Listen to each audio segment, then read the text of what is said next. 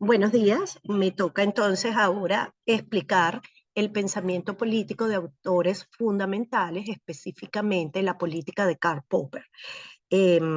Vamos a comenzar con una pequeña biografía de Karl Popper. Karl Popper nace en Viena en el año 1902 y fallece en Londres en el año 1994, según nos indican los documentos.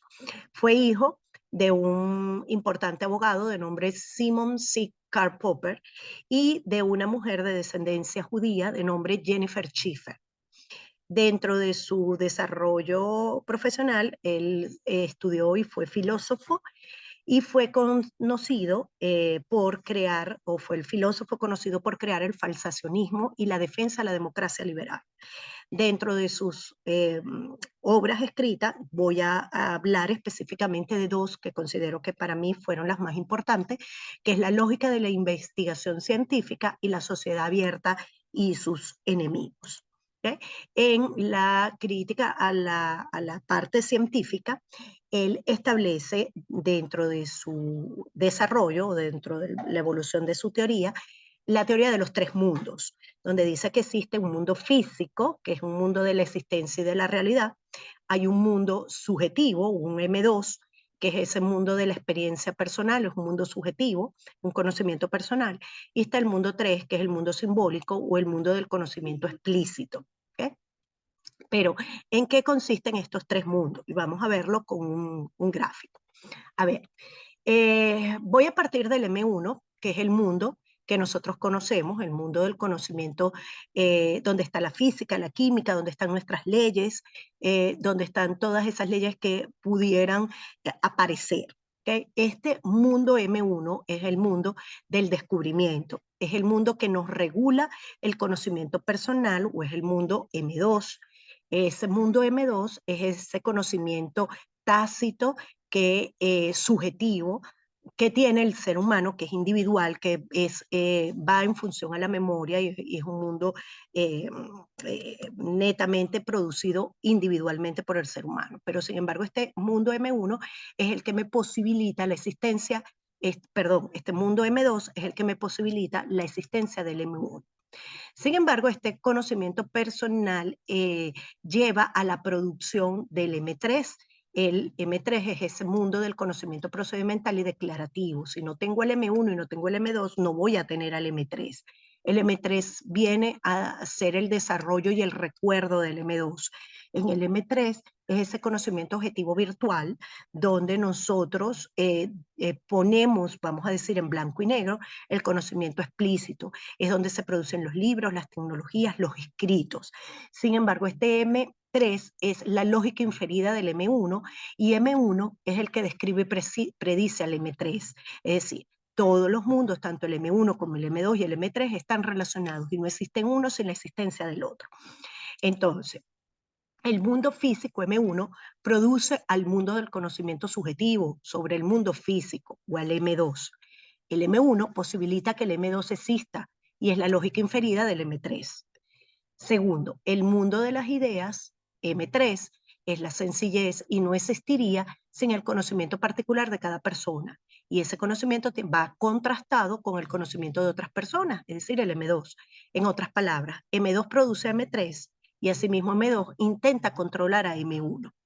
Y la última relación entre estos mundos es que además que M3, además el M3 como mundo de conocimiento, influye y predice todo el saber del M1 al mundo físico y eso transforma al M1.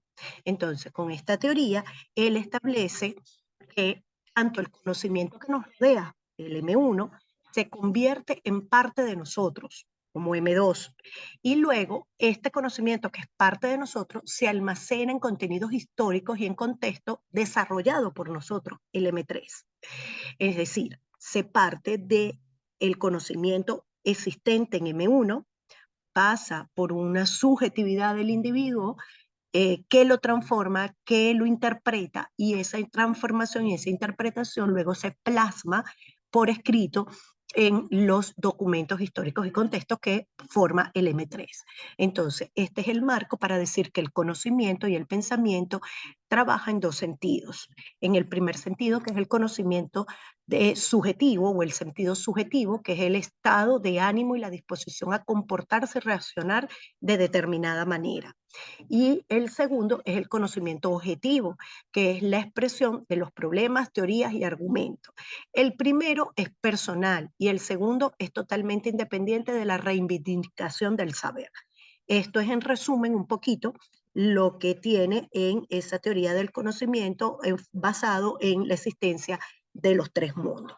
Ahora, en su segundo pensamiento o en su segunda obra, me voy a ir hacia el pensamiento político. Y este pensamiento político va con su obra La sociedad abierta y sus enemigos, que fue una obra que se redactó durante la época de la Segunda Guerra Mundial, sin embargo se publicó en Londres en el año 1945. En esta obra de La sociedad abierta y sus enemigos, Karl Popper básicamente hace una distinción entre lo que es una sociedad cerrada y una sociedad abierta, considerando la sociedad cerrada como aquella sociedad mágica, trivial y colectivista, mientras que la abierta es donde los individuos asumen y adoptan posiciones y posturas. ¿Okay? La obra está dividida en dos volúmenes. El primer volumen se llama El influjo de Platón y el segundo volumen se llama El pleamar de la profecía. En el primero, en el influjo de Platón, básicamente todo el volumen hace una crítica hacia las ideas de Platón y asumiendo que estas ideas de Platón se divorcian de las de Sócrates. Asimismo, asume que Platón no expresó ninguna tendencia humanitaria y democrática en función a lo que le enseñaba su maestro. Acusa a Platón de traicionar a Sócrates en la República y reconoce a Platón como un gran sociólogo, sin embargo lo critica. En el volumen 2, que es el pleamar de la profecía, hace una crítica hacia las teorías de Hegel y Marx. Pero vamos a ver un poquito, o voy a explicar un poquito, muy cortamente, con algunos puntos específicos, el influjo de Platón. El influjo de Platón, que es mi volumen 1, lo resumí en 6 puntos importantes. ¿Okay? Recordemos, y ya le he mencionado, que en este primer volumen hace una crítica hacia Platón y considera que todos los filósofos de ese siglo, todos los filósofos consideraban a Platón y estaban seducidos por su grandeza, ya que él toma la filosofía política como un idilio benigno, en lugar de ser considerada como una horrible pesadilla totalitarista de engaño, de violencia y de retórica. ¿Okay? Popper divorcia las ideas de Platón de Sócrates. Dice que hay un divorcio. Estos 6 puntos importantes que identifiqué son, primero, que no expresó ninguna de las tendencias humanitarias y democráticas de su maestro. Segundo, que acusa a Platón de traicionar a Sócrates. Tercero, retrata a Sócrates simpatizándolo de totalitarismo. Cuarto, él nombra a Platón como un gran sociólogo, aunque rechaza sus soluciones. Considera que Platón fue víctima de su propia vanidad al querer ser un rey filósofo supremo de su visión. Y por último, las ideas historicistas de Platón son impulsadas por el temor al cambio que proviene de una visión liberal del mundo.